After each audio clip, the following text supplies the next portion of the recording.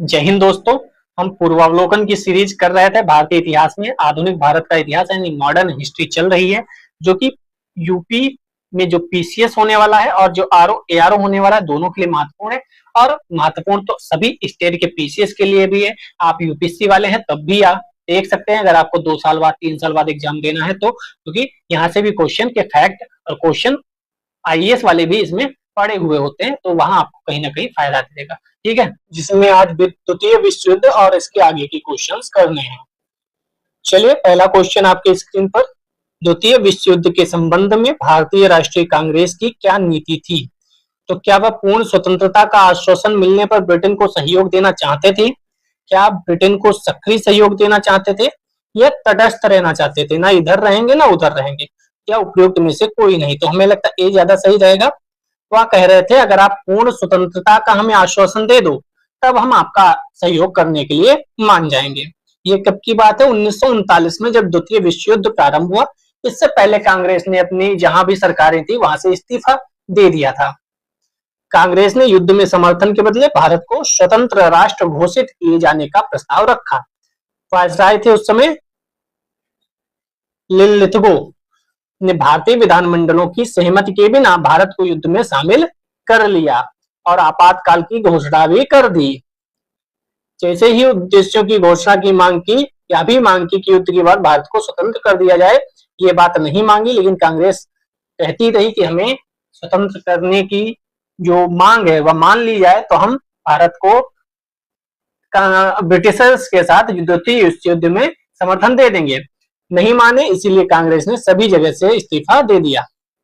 दूसरा नंबर, द्वितीय विश्व युद्ध में भारतीय राष्ट्रीय कांग्रेस ने अंग्रेजों को सहयोग प्रदान किया था क्योंकि उन्हें पूर्ण स्वराज प्राप्त होने की आशा थी। तो इसका आंसर बी सही होगा। एस आर दोनों असत्य है, ना ये आशा थी और ना कोई सहयोग दिया इसलिए। ठीक है, द्वितीय विश्व युद्ध के दौरान कांग्रेस द्वारा स्वीकृत प्रस्तावों में पोलैंड पर नाजी हमले तथा नाजीवाद फांसीवाद की भर्त्सना की गई, लेकिन यह भी घोषित किया गया कि भारत किसी ऐसे युद्ध में शामिल नहीं हो सकता जो लोकतांत्रिक स्वाधीनता की रक्षा के लिए लड़ा जा रहा हो। स्वाधीनता से वंचित रखा जा रहा है हमें, और हम इनका साथ दें ऐसा कदापि ना होगा।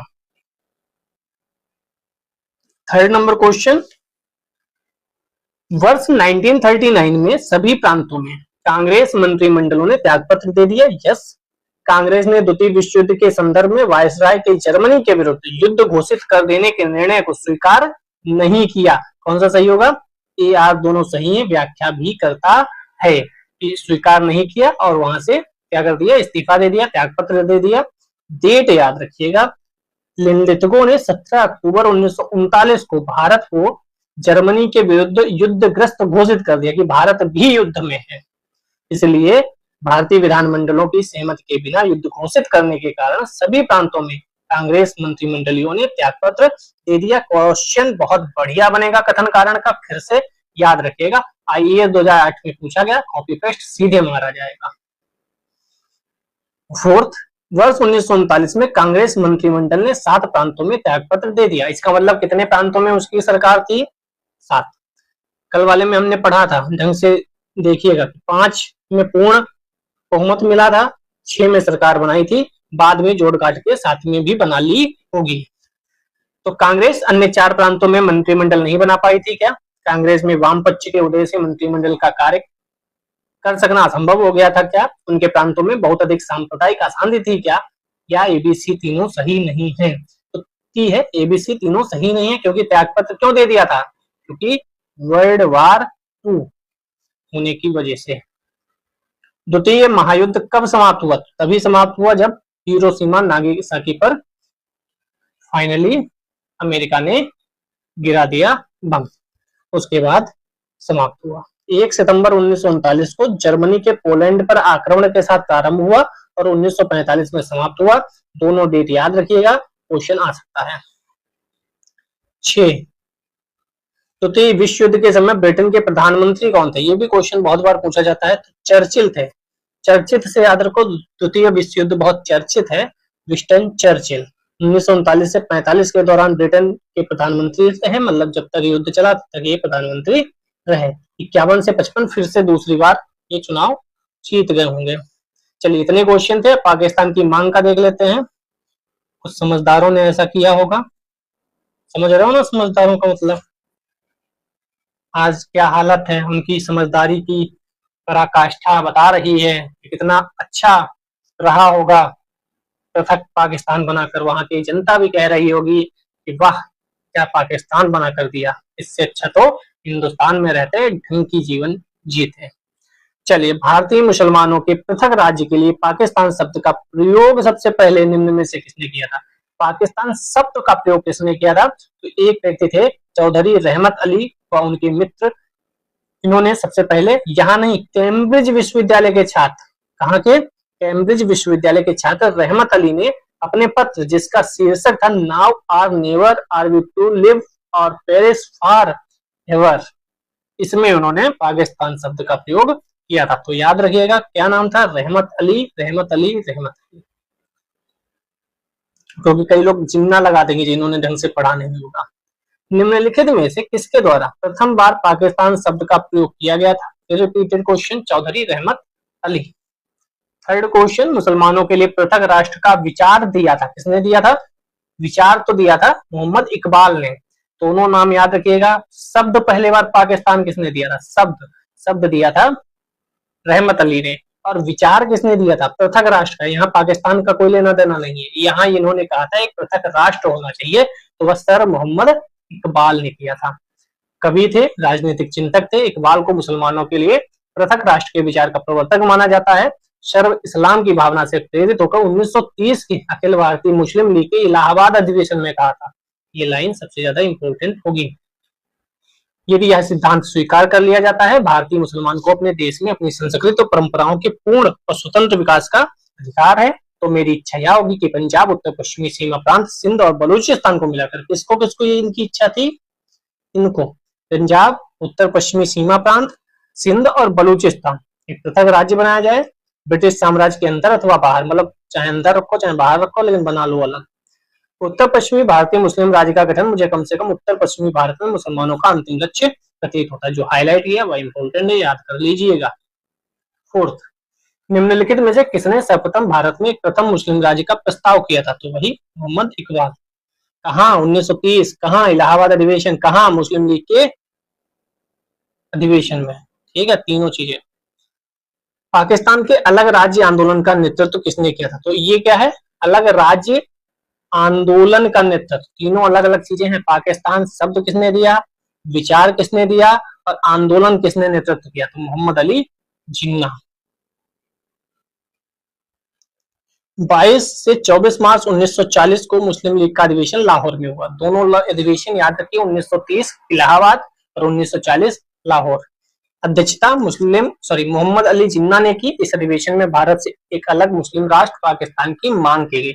यहाँ पहली बार शायद मांग की गई थी। अधिवेशन में भाषण देते हुए कहा था, अलग मुस्लिम राष्ट्र के अतिरिक्त कुछ भी स्वीकार नहीं है। 6, निम्नलिखित में से किसने मोहम्मद अली जिन्ना को हिंदू मुस्लिम एकता का दूत कहा था? तो ये कहा था सरोजनी नायडू ने। ये पहले मतलब साथ में ही थे कांग्रेस के, पहले इतने पूरे नहीं थे, धीरे धीरे लालच क्या ना कराए। 1919 में पार्लियामेंट सिलेक्ट कमेटी के सामने जब जिन्ना गवाही दे रहे थे तो उनसे पूछा गया था कि आप सचमुच भारतीय राष्ट्रवादी की हैसियत से बोल रहे हैं? इसके उत्तर में उन्होंने दृढ़ता के साथ कहा था, हाँ मैं भारतीय राष्ट्रवादी की हैसियत से बोल रहा हूँ। उसके बाद मेजर आक्सरबी गौर ने पूछा, अर्थात आप राजनीतिक जीवन में मुसलमान और हिंदू के बीच भेदभाव को जल्दी से जल्दी दूर करना चाहते हैं? जिन्ना ने कहा था, हाँ मुझे सबसे ज्यादा खुशी होगी वह दिन आएगा। मतलब हिंदू मुस्लिम एकता की हिमायती थे स्टार्टिंग में। ये इन बातों से लग रहा है। इन्हीं राष्ट्रवादी विचारों मुस्लिम लीग कांग्रेस के मध्य समझौता कराने के लिए महत्वपूर्ण भूमिका के कारण सरोजिनी नायडू ने हिंदू मुस्लिम एकता का दूत कहा, लेकिन बात को इनकी बुद्धि को भ्रष्ट कर दिया गया। किसके द्वारा? खुद के द्वारा या दूसरों के द्वारा, ये तो ईश्वर जाने। कथन, नेहरू एक राष्ट्रभक्त हैं जबकि जिन्ना एक राजनीतिक। ये किसने व्यक्त किया था? तो मोहम्मद इकबाल द्वारा ये कहा गया था, नेहरू राष्ट्रभक्त हैं, जिन्ना राजनीतिज्ञ हैं।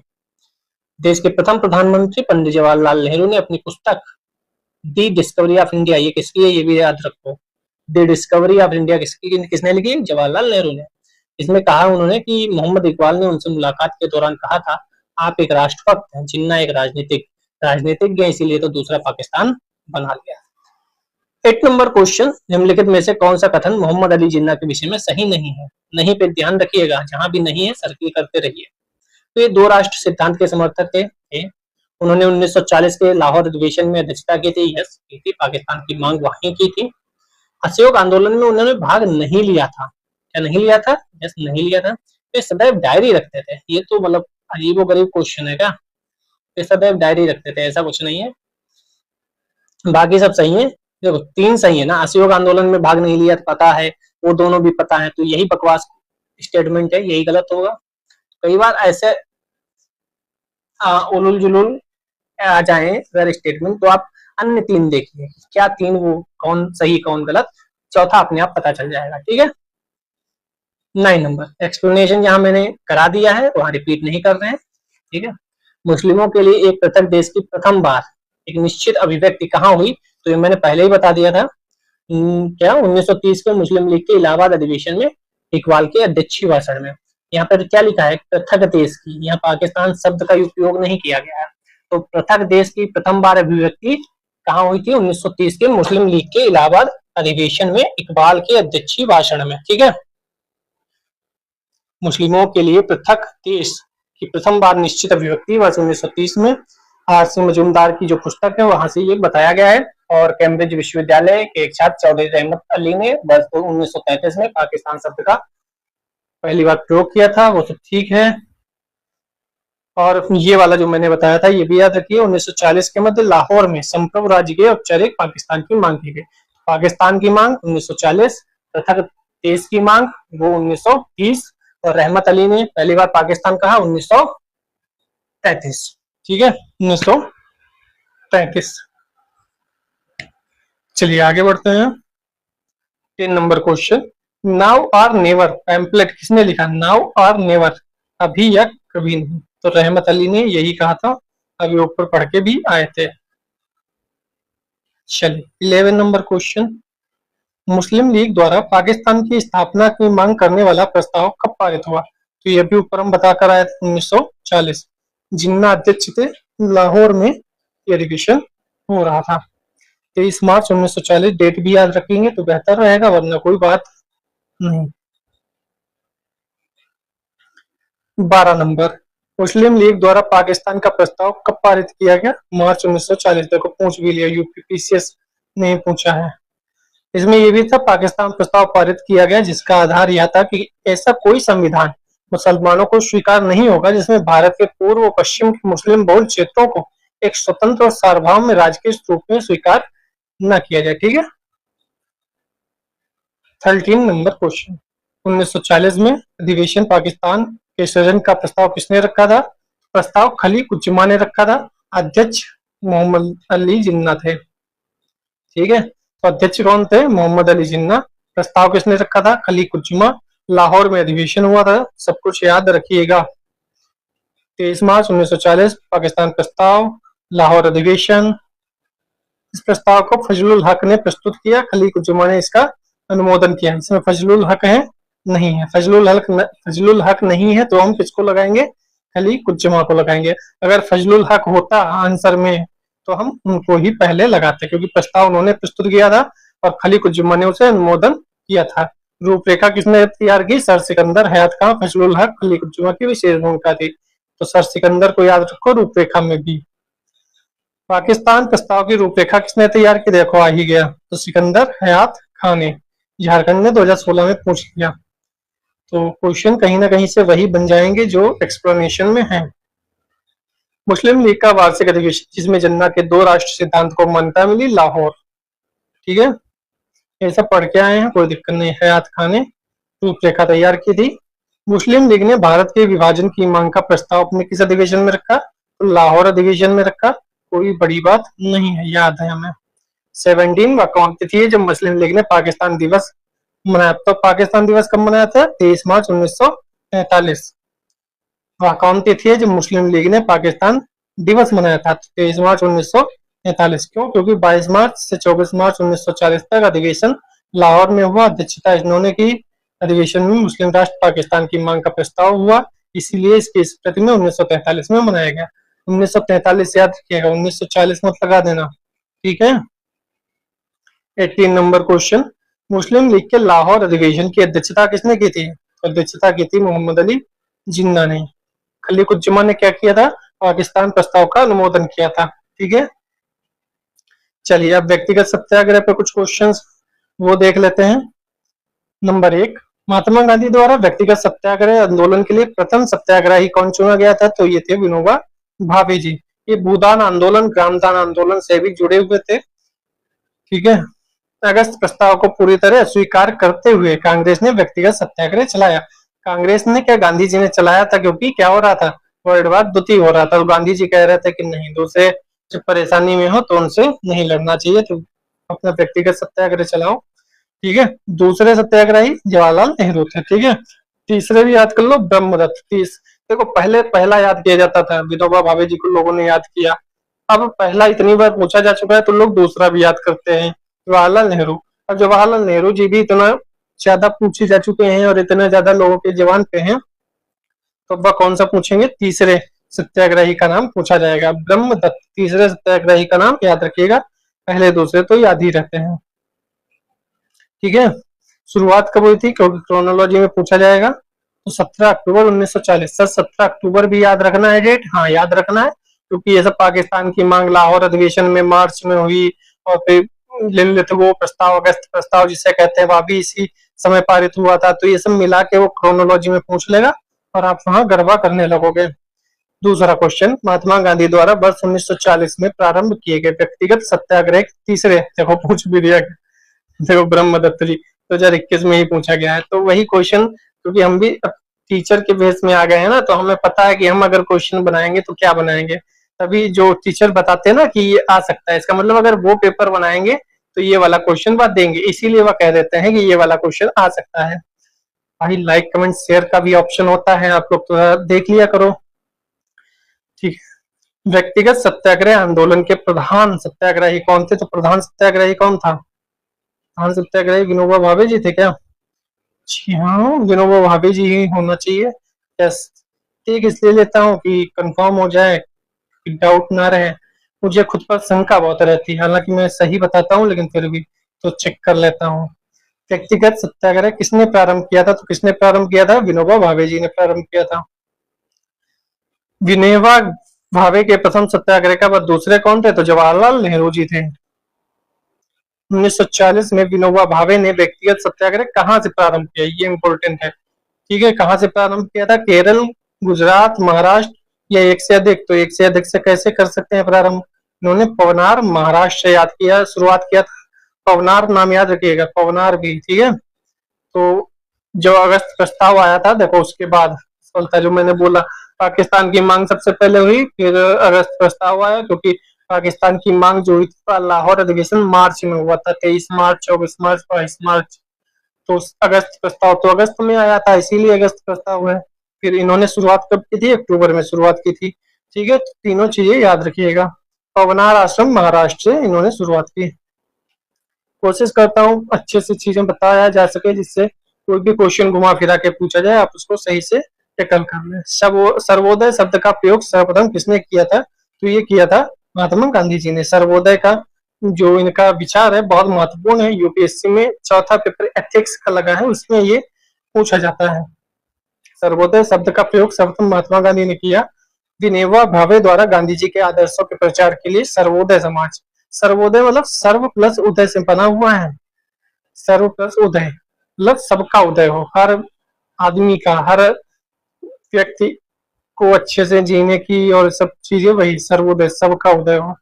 आरओ यारो 2023 में देखो यहीं से क्वेश्चन पूछा है। अक्टूबर 1940 में गांधी जी ने कुछ चुने हुए लोगों द्वारा सीमित सत्याग्रह का आह्वान किया, क्योंकि यह सत्याग्रह इसलिए सीमित रखा गया ताकि ब्रिटेन के युद्धों को, प्रयासों को ठेस न पहुंचे, ठीक है। ठेस पहुंचे वहां लिखा है, इसलिए मैंने बोला ठेस न पहुंचे। तो यहाँ पे क्या लिखा है? ठेस पहुंचे।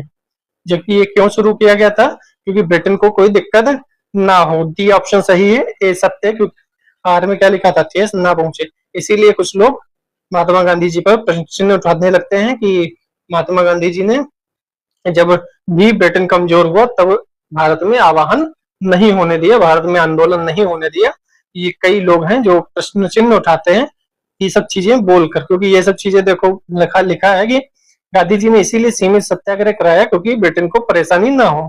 ठीक है, तो ऐसे चीजें सुनते हैं लोग तो उनको लगता भी है कि क्या गांधी जी ब्रिटिशर्स के साथ थे, तो ये ऐसा नहीं है। गांधी जी का जो विचार है वो विचार के ऊपर दबे हुए थे, सही से बोले, क्योंकि उनका विचार क्या है, अहिंसा। उनका विचार क्या है, सामने वाला एक थप्पड़ मारे तो दूसरा आगे कर दो, सामने वाला अगर कमजोर है तो उसके हाथ ना उठाओ। तो वह धर्म युद्ध की तरह धर्म धर्म कर रहे थे, और यहाँ के लोग कह रहे थे कि अधर्म को अधर्म से मारना अधर्म नहीं है। तो सठे साठे समाचरित की भाषा बोल रहे थे। तो गांधी जी का भी विचार अपनी तरफ अलग था। जैसे आप और पिताजी, मान लो किसी से लड़ाई हो जाती है, कोई कहासुनी हो जाती है, तो आप अपनी भाषा बोलते हैं कि उसे छोड़ेंगे नहीं। पिताजी कहते हैं अरे शांत हो जा बालक, शांत हो जा। तो वही है कि आपके विचार आपके पिताजी के विचार एक नहीं होंगे, हमारे घर में तो नहीं है कम से कम।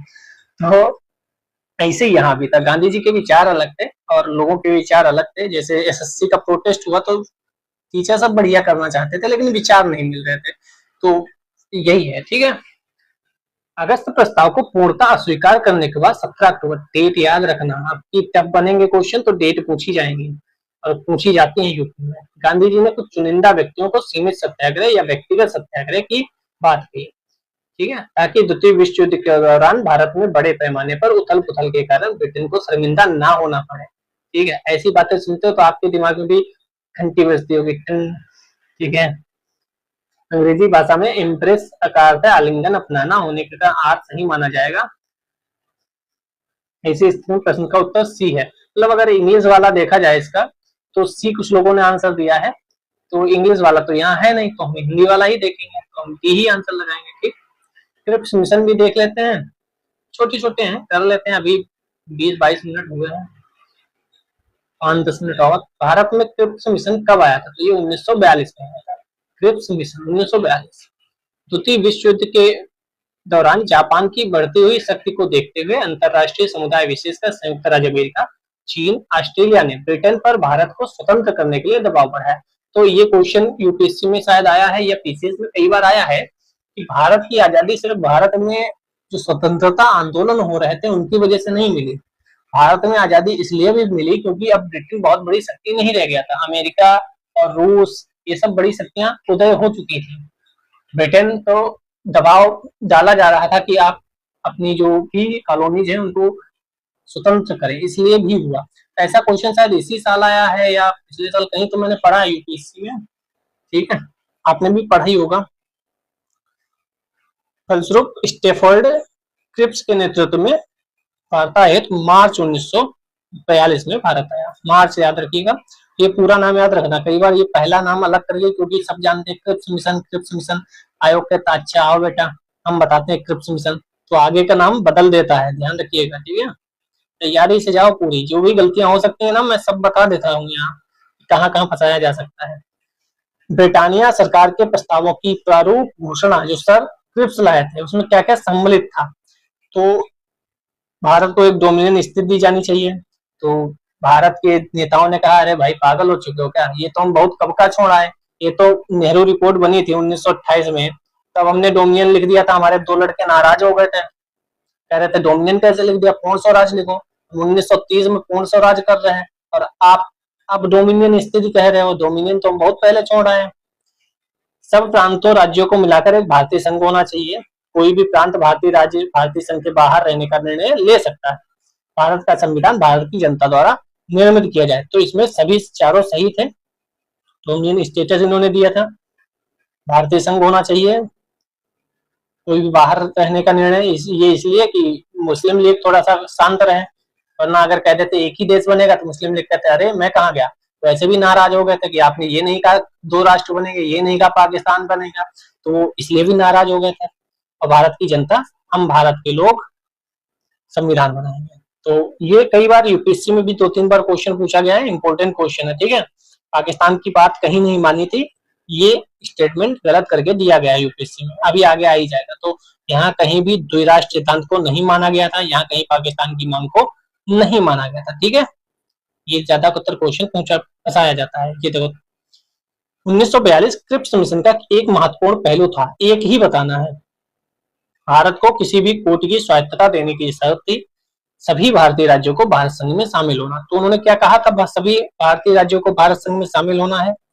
द्वितीय विश्व युद्ध के तुरंत पश्चात भारत संघ की स्थापना, उसे डोमिनियन पद प्रदान करना। विश्व युद्ध के पश्चात भारत को संपूर्ण स्वतंत्रता प्रभुत्व का दर्जा प्रदान करने के साथ भारतीय लोगों, समुदायों तथा राजनीतिक दलों को ब्रिटेन के युद्ध में भाग और सहयोग।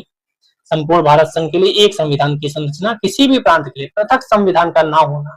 तो कौन सा होना चाहिए, बी वाला ही ज्यादा सही है, सही से लगा दे वरना आप कहोगे, बी वाला ही ज्यादा सही है। तृतीय विश्व युद्ध के दौरान अगर साथ दोगे, तुरंत पश्चात भारत संघ की स्थापना कर देंगे, डोमिनियन पद प्रदान कर देंगे। गांधी जी ने इसके लिए क्या कहा था और जवाहरलाल नेहरू ने इसके लिए क्या कहा था, ये आप कमेंट सेक्शन में बताइए। क्रिप्स मिशन के संदर्भ में कौन सा सही नहीं है, सर्किल आपका हो जाना चाहिए। युद्ध समाप्त होने पर डोमिनियन दर्जा दिया जाएगा, यस। संविधान सदन द्वारा निर्मित संविधान मान्य होगा, यस।